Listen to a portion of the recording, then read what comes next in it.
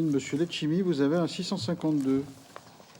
Oui, Monsieur le Président, Madame le Ministre, je présente mon amendement, mais très honnêtement, j'accueille avec vraiment beaucoup d'émotion vos mots.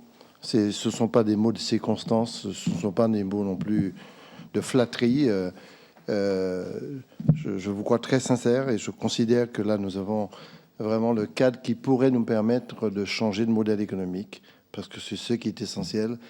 J'en vois avec beaucoup de douleur que pendant des années, nos pays ont été soumis à un asservissement mental, psychologique et personnel et extrêmement grave. C'est la colonisation, c'est tout ça.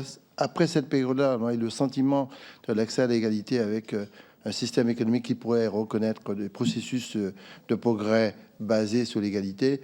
Ça a été l'importation massive d'une société de consommation. Et aujourd'hui, on pourrait rentrer dans une économie où l'activité pourrait avoir du sens et créer de la dynamique. Et cet enjeu autour d'une énergie pose des problématiques qui se retrouvent dans le texte. On pourrait trouver des cadres pour voir et se développer. Mais on ne peut faire ça que si on est conscient de soi-même et on est en cohérence vis-à-vis de soi-même pour pouvoir maîtriser ces politiques-là. C'est pour cela que nous présentons une série d'amendements. J'irai très vite. Cet amendement, c'est simplement destiné à essayer d'avoir un prix de rachat équitable. Parce que le débat au niveau de la Croix et au niveau du racheteur potentiel et systématique, ce qui est EDF, c'est de trouver le juste prix. Et à la fois, un amendement de Victorin Lurel et de moi-même propose qu'on tienne compte, notamment pour la bagasse et pour le photovoltaïque, compte tenu de la disparition aussi des financements qui sont liés pas à la défiscalisation, mais au prix de rachat qui a été revu à plusieurs reprises, d'intégrer une dynamique de prix juste pour aller vers la mutation énergétique. J'insiste beaucoup, notamment sur le cas de la Réunion, il y a un prix de rachat de la bagasse qui crée un vrai problème de rémunération du petit planteur. Voilà un très bon exemple pour montrer le décalage qu'il pourrait avoir entre le prix de rachat juste et puis le prix de rachat qui est simplement calculé à partir des critères de production d'énergie fossile que fait la Croix d'une manière générale, et qui est, à mon avis, totalement injuste et qui ne permet pas de parfaire le processus de mutation énergétique. Vous avez un amendement 653, monsieur Letchimy, pourriez-vous nous le présenter peut-être? Simplement défendu, il s'agit de rechercher les meilleures politiques d'investissement possibles. Il y a déjà un doublement possible à la CCE. Nous demandons une bonification supplémentaire, ce qui pourrait donner plus de consistance à des stratégies d'investissement dans le domaine. Madame la ministre, vous venez de résumer un combat que nous menons depuis très longtemps, le pouvoir d'initiative locale, en nous donnant la possibilité, soit sous le plan législatif ou réglementaire, de pouvoir adapter, y compris construire la loi et le règlement. Et d'ailleurs, la Guadeloupe a initié, Victorin Lurel d'abord, qui a demandé une première habilitation, et ensuite la Martinique a eu plusieurs habilitations, notamment sur la formation professionnelle, sous le transport et là sous l'énergie. Et cela donne un moment d'inspiration et de respiration tout à fait exceptionnel, parce que nous mettons en liaison à la fois les expérimentations du terrain, les expérimentations technologiques par rapport au droit. Et on pourrait nous dire, vous pourriez demander d'autres types de statuts, mais j'ai toujours dit que le droit à l'égalité n'exclut pas des stratégies de différenciation de développement local. Et c'est totalement nécessaire, non pas seulement par l'esthétique de la nature, c'est nécessaire simplement par le bon sens d'un développement de gènes qui s'impose à nous tous. Je ne vois pas comment on peut travailler sur une territorialisation du développement de mutations énergétiques en prenant que des directives venant de Paris. Bon, ça, c'était le préambule. Maintenant, Madame la ministre, vous nous avez fait une très belle introduction et puis vous avez proposé un alinéa 2 qui tue tout. Bon, l'alinéa 2 de l'article 62 nous oblige après une initiative qui n'était pas contenue dans la première habilitation, qui n'était pas du tout contenue dans la première habilitation. C'est-à-dire, on a une habilitation, nous avons voté 17 textes sur la première habilitation que nous avons eue en Martinique, et nous l'appliquons sur les réglementations thermiques, sur toute une série de choses. Eh bien, aujourd'hui, vous nous demandez que lorsque nous avons cette habilitation et que nous adoptons un texte, et que ce texte-là doit faire l'objet d'un avis de la CRE avec une étude d'impact à la clé. Alors, ça veut dire quoi? Enfin, on nous a donné une liberté tout en reprenant par l'autre main la liberté, parce que je ne sais pas ce que la Croix vient faire là. Ça vient dans un contrôle a posteriori technique qui n'a aucun sens. Je pense que ces habilitations se font dans le dialogue avec le gouvernement, avec les ministères, y compris avec la Croix. Nous donne la possibilité, avant de passer ce texte-là, de bien voir si on n'est pas en dehors de la Constitution, si on peut pas, on risque pas de faire l'objet d'une QPC. Donc on est véritablement en harmonie. Mais on ampute l'habilitation par cet alinéa 2 qui n'a absolument aucun sens. C'est vraiment un retour en arrière par rapport à une liberté qui a été donnée. Je vous propose solennellement d'éliminer cet alinéa 2, de supprimer cet alinéa 2 et de nous redonner et l'habilitation telle que c'était. D'ailleurs, Victorin Lurel, l'ancien ministre de l'Outre-mer, demande exactement la même chose. Il va un petit peu plus loin, je conclue là-dessus, Monsieur le Président, parce que c'est très important pour moi, parce qu'on nous a construit une petite cage supplémentaire. Bon. Il demande, oui, mais l'État doit payer et ses études d'impact et cet avis de la COE avant de pouvoir agir. Bon, je défendrai son amendement, mais personnellement, je n'ai pas besoin qu'on paye quoi que ce soit. J'ai besoin simplement qu'on me libère. Madame la ministre. Donc, ce que vous souhaitez, c'est qu'on supprime donc l'obligation d'évaluer l'impact, c'est ça, sur les charges. L'alinéa 2, dans son entier, qui dit que des choses qui sont incohérentes. Qui dit, alors l'alinéa 2, lorsqu'il envisage d'adopter une disposition spécifique au titre de l'habilitation mentionnée au premier alinéa, il en évalue préalablement l'impact sur les charges imputables aux missions de service public. Cette évaluation ainsi que l'ensemble des éléments ayant permis le chiffrage sont soumis à l'avis de la Commission de régulation de l'énergie. Oui. Ça vous gêne, c'est une forme de transparence aussi de... Ah non, mais c'est qui est une transparence suspicion. C'est vrai mais ça a un coût, mais c'est un contrôle supplémentaire. Parce que, un, il faut faire l'étude d'impact. Alors... Deux, il faut envoyer à la Creux. La Creux est à Paris, quoi. Bon. Heureusement qu'on a mis récemment des gens qui comprennent mieux ce qui se passe dans l'outre-mer. Je parlais de la technicienne ingénieure qui a été positionnée là. Mais ça fait 3 ans que je discute avec la Creux qu'il faut absolument, pour l'exemple de la Martinique, pour réaliser l'usine de biomasse. Parce qu'au départ, on avait mis une usine de charbon à 90%. En arrivant à la région, on a dit niet, pas question de charbon. Donc on fait de la biomasse. Moi, on a dit, vous n'avez pas de biomasse. Et parce que c'était pas inscrit dans le premier projet. Donc il a fallu attendre 3 ans pour modifier les documents d'instruction de la COE qui étaient marqués charbon et pas biomasse. Alors tout le monde est pour la biomasse et pas pour le charbon. Donc la CROE va devenir un handicap sur la mise en œuvre de la politique. Je vous demande à la fois d'éliminer l'étude d'impact, parce que l'étude d'impact on le fera dans le cadre du projet, c'est pas dans le cadre de l'initiative. Comme je prends une initiative, vous me demandez de faire une étude d'impact sur mon initiative. Et deuxièmement, vous me demandez de passer par un contrôle CROE. Non, écoutez, soit on considère qu'on devient législateur. Et point très, quand vous faites un texte ici, c'est exactement la même chose. On ne vous demande pas, pour l'initiative que vous allez prendre à partir de l'habilitation, d'avoir une étude d'impact et de transmettre à la COE pour contrôler le Parlement. Parce que l'habilitation, c'est la possibilité donnée par une loi organique à une collectivité de pouvoir légiférer, de réglementer. On ne peut pas nous donner la possibilité de le faire, freiné par des arguments techniques. On a vraiment l'impression d'un retour en arrière. Je le dis pour la 2e fois, c'est extrêmement désobligeant. Je propose de supprimer cet alinéa 2. Il faut veiller aussi à ce que le texte de loi ne soit pas censuré par le Conseil constitutionnel. Donc, ce que je voudrais dire là-dessus, mais on va vérifier juridiquement ce qu'on peut faire, c'est qu'aujourd'hui, toutes les mesures qui ont un impact sur la CSPE sont soumises à l'avis de la CREU. Mais l'avis de la CREU ne lie pas forcément le gouvernement. Donc, il va falloir justifier une exception qui consisterait pour une décision prise par une collectivité territoriale qui va avoir un impact sur la CSPE, donc un coût quand même très important, le fondement juridique qui nous permet d'échapper à l'avis de la CREU. Je pense que ça pose un vrai problème juridique. Honnêtement, Madame la Ministre, je vous explique en 2 secondes le processus de l'approbation de l'habilitation. Qu'est-ce qui se passe? Vous avez une habilitation, vous l'accordez ici autorisée par la loi organique de juillet, il y a 2 ans, 3 ans, et vous nous donnez la possibilité de légiférer. Lorsque nous légiférons, premièrement, cette habilitation va passer au crible, nous allons légiférer. Mais la promulgation de la loi ne se fait pas directement. Nous sommes obligés de transmettre ce texte-là au gouvernement, au Premier ministre, qui fait analyser ce texte et après approuve ce texte et publie. C'est à ce moment que c'est applicable. Donc il y a un contrôle et qui se fait régulièrement. À ce moment, s'il y a une distorsion quelconque par rapport à la loi ou au droit, ça peut être contrôlé. Là, il y a un double contrôle, celui du gouvernement, du Premier ministre, qui va publier la loi. Nous ne publions pas la loi. La loi est publiée au journal officiel après un contrôle d'État. Et on a l'expérience qu'on l'a fait en matière d'énergie déjà pour 17 lois.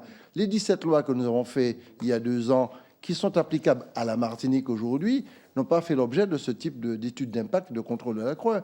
À mon avis, c'est un ralentissement dans un processus. Cet argument, si vous me permettez, ne tient pas, parce que le contrôle se fait, et s'il y a une distorsion quelconque, à ce moment, on le verra. Alors, je voudrais vous préciser que même mes décisions sont soumises à la CRE. Même mes décisions dans le domaine de l'énergie sont soumises à la CRE. Pour les décisions qui concernent la CRE, mais pour les décisions qui ne concernent pas la CRE. Tout ce qui a un impact financier. Oui, mais tout ce qui a un impact sur la CSPE. Mais la commission régionale. Madame la ministre, vous pouvez parfaitement demander l'avis de la CRE, soumettre à la CRE directement. Là, c'est pas pareil. On nous met un processus supplémentaire. Alors, moi, ce que je propose à ce moment-là, c'est que, de toute façon, le ministre de l'Énergie saisira la CRE des éléments. Absolument. D'accord. C'est dans votre contrôle. Absolument. Je suis d'accord. Vous faites l'approbation d'ensemble par la procédure elle-même. Voilà. La procédure elle-même de la loi organique pour l'habilitation, et il y a un contrôle d'ensemble, y compris CRE. Donc c'est ça qu'il faut indiquer quelque part. Le problème de toute façon d'affichage aussi et de poids de la procédure. Et à ce moment-là, de toute façon, dans la procédure légale et générale, le ministre de l'Énergie saisit la CRE, donc le ministre de l'Énergie saisira la CRE. Et ça ne sera pas à la charge de la collectivité territoriale. D'accord. Voilà, c'est bon. Donc, qu'est-ce qu'on fait? Vous acceptez l'amendement ou pour l'instant on le retire? On essaye de retravailler? Non, c'est accepté. C'est bon. Oui. Merci. Un amendement de Monsieur Letchimy, le 656. Je vous passe la parole, monsieur. Oui. Alors, c'est un amendement important, très important pour nous. Et je vais être le plus clair possible, le plus transparent. Nous avons bénéficié d'une habilitation et nous avons constaté que dans la proposition qui a été faite, on réduit la portée de l'habilitation. C'est-à-dire que dans la première habilitation qu'on a eue, parce que c'est une prolongation, c'est un renouvellement de l'amendement, hein. C'est clair. Hein. Ce qu'on a aujourd'hui, c'est pas nouveau. C'est une habilitation. Je rappelle que l'habilitation, c'est que le Parlement autorise la collectivité qui demande de légiférer ou de réglementer sur une thématique bien précise et sur un périmètre bien précis, de faire la loi et le règlement dans ce domaine-là. C'est très important, c'est-à-dire l'Assemblée de la collectivité régionale de Martinique a élaboré 17 textes, dont une certaine partie législative et réglementaire. Je l'explique parce que c'est très nouveau. Parce que quand j'ai parlé de ça il y a 4-5 ans, on a considéré que c'était impossible, tant dans mon pays qu'ici. On a fini par faire approuver la modification de la loi organique qui donne la possibilité de légiférer ou réglementer pendant 6 ans, la durée du mandat. Très intéressant. Et c'est même renouvelable, c'est-à-dire si le mandat arrive à terme, le président ou la présidente de la nouvelle collectivité peut, au-delà, dans les 6 mois qui succèdent son élection, demander le renouvellement. Madame la ministre, vous ne pouvez pas vous imaginer le bien que ça fait. C'est très important de bien comprendre. En fait, on est véritablement sous le processus de responsabilisation parce que je ne vois pas comment on peut faire de la mutation énergétique, être dans ce qu'on appelle les grands événements écologiques, dans les grands équilibres de ces mutations-là, sans avoir des champs de responsabilité qui soient bien ancrés. Et vous ne pouvez pas vous imaginer quelle dynamique ça a pu créer localement et pour pouvoir construire quelque chose ensemble. Eh bien, qu'est-ce qu'on a fait? On a réduit dans le texte la question de pouvoir légiférer dans l'économie d'énergie, dans la réglementation thermique, etc., à une planification énergétique. C'est-à-dire, on ne fait plus des textes concrets sur des éléments concrets, on planifie. Alors, je ne sais pas, qu'est-ce qu'on planifie? Alors, si c'est pour planifier, il vaut mieux ne pas donner d'habilitation, on se ramène au SRCAE ou à d'autres documents de planification territoriale, comme le PCAET, mais ce n'est pas la peine. Donc, il me semble essentiel d'enlever ce mot planification énergétique, de revenir sur l'habilitation qui est donnée pour le développement durable.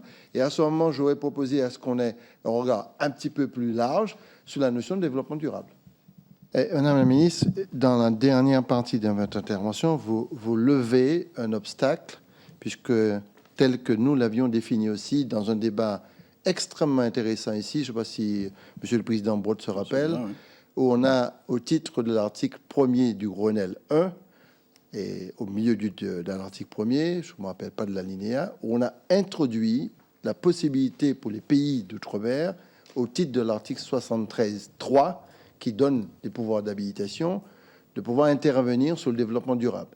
Et d'ailleurs, le chef de file de l'UMP, M. Jacob, avait préalablement défini la notion de développement durable qui avait été acceptée par la Commission. Donc, sur la question de l'intervention possible sur la notion de développement durable en intégrant à côté de l'écologie, l'humain, le social et l'environnemental me semble essentiel. Ça me semble fondamental. Vous l'avez levé. Le premier obstacle que vous avez pointé tombe.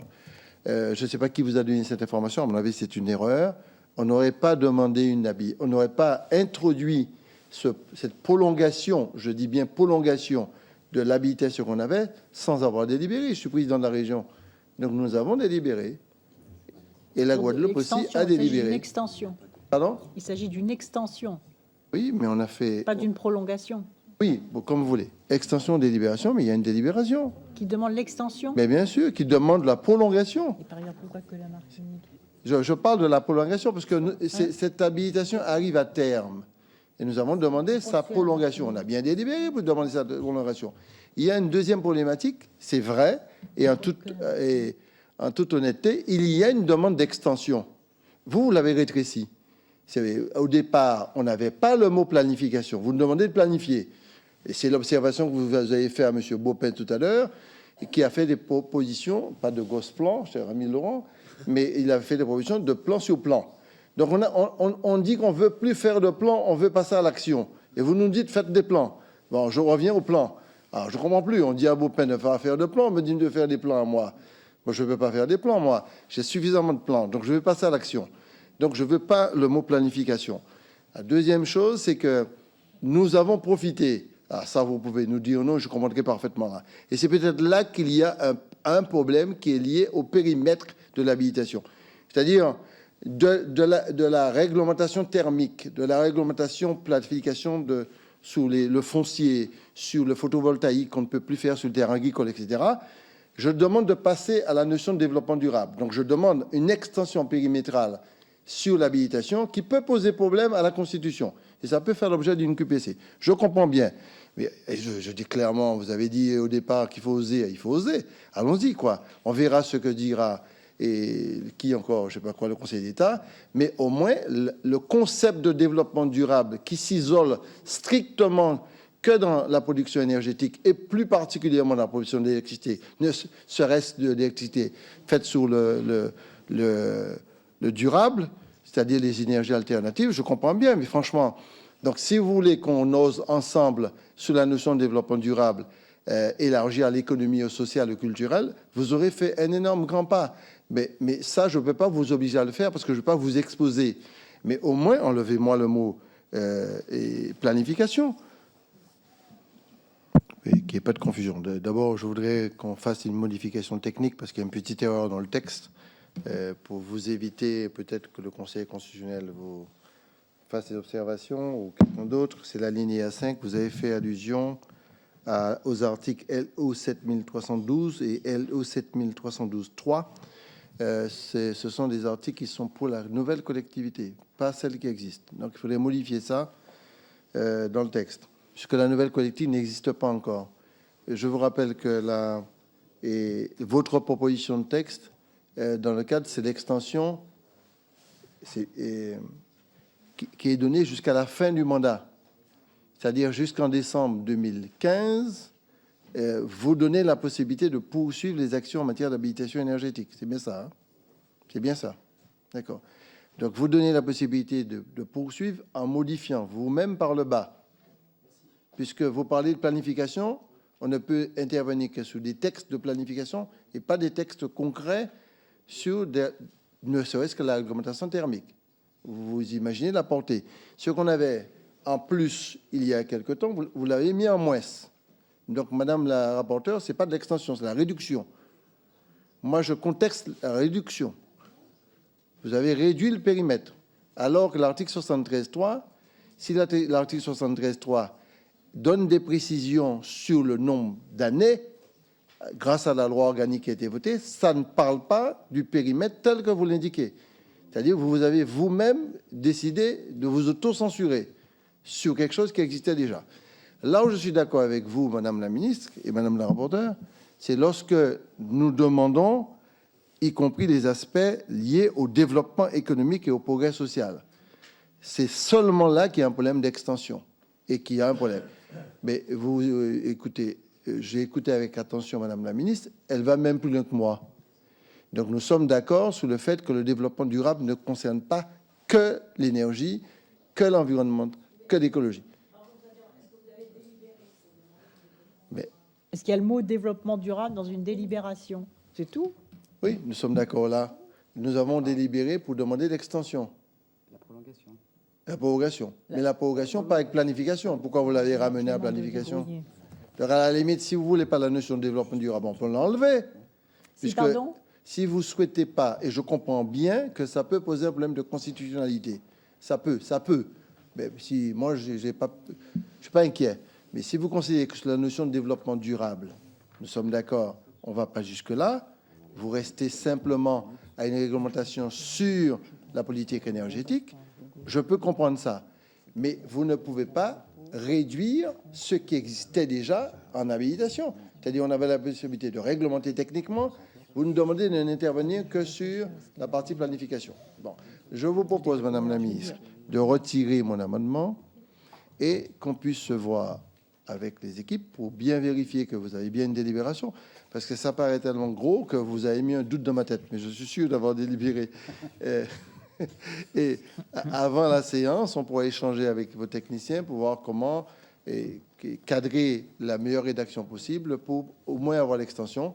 Et nous verrons par la suite ce qu'on pourra faire pour faire intégrer la notion de développement durable. Ce que je peux vous dire, M. Letchimy, c'est si vous avez la délibération demandant l'habilitation sur le développement durable, vous l'aurez. Je l'inscrirai dans la loi. Voilà.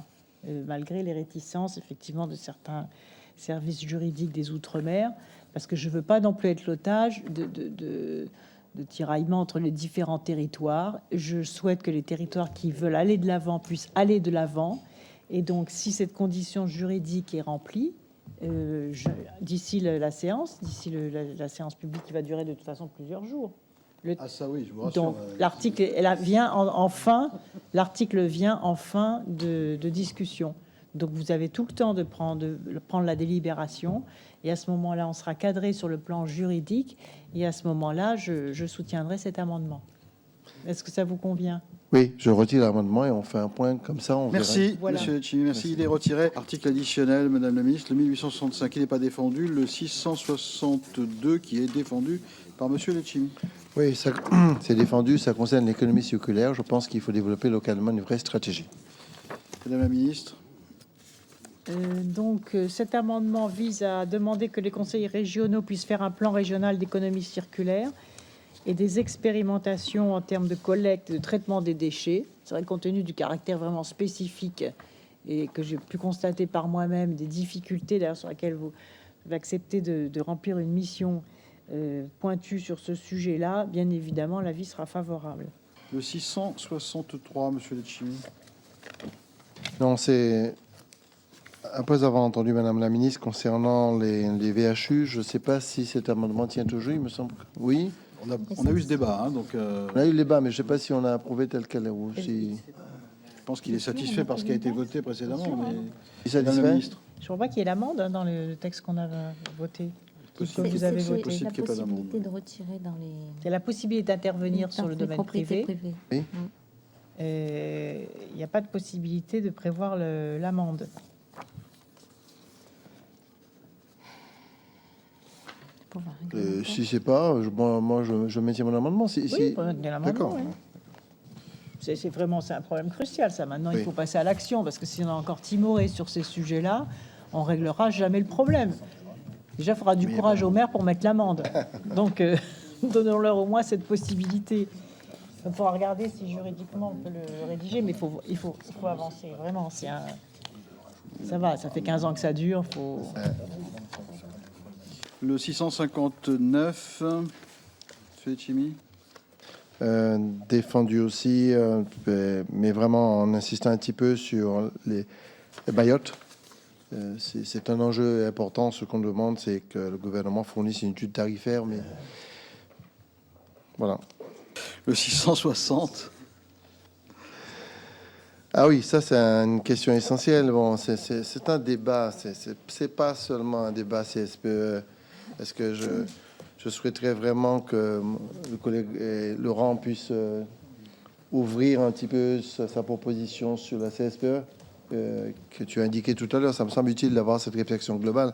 Et dans cette réflexion globale, poser la question de ces deux pays, la Polynésie et Wallis, qui sont aujourd'hui, c'est certainement là où le coût de la production d'électricité est extrêmement élevé, même beaucoup plus élevé qu'en Martinique ou en Guadeloupe, 6 fois plus, avec une inégalité qui creuse la précarité. Alors, est-ce que la réponse qui est systématiquement donnée, c'est que vous êtes dans le 74, donc vous n'avez pas droit à cette solidarité-là? Moi, je trouve que c'est un peu inabouti intellectuellement comme réflexion, encore politiquement encore pire. Je considère que la question de certains soutiens, notamment les questions d'eau, les questions d'accès à l'énergie, il y a quelques paramètres comme ça qui sont à sacraliser quelque part dans le cerveau au-delà de ce genre d'arguments purement juridico-institutionnels. Et qu'à ce titre-là, on pourrait parfaitement se poser la question comment on a pu faire des essais nucléaires dans ce secteur et qui a certainement permis à la France de devenir une puissance nucléaire, et de considérer que sous des choses aussi vitales que les Polynésiens et les Wallisiens n'auraient pas droit à une forme d'égalité. C'est pour ça d'ailleurs que je considère que la question de l'article 74 se pose en des termes terribles, quoi.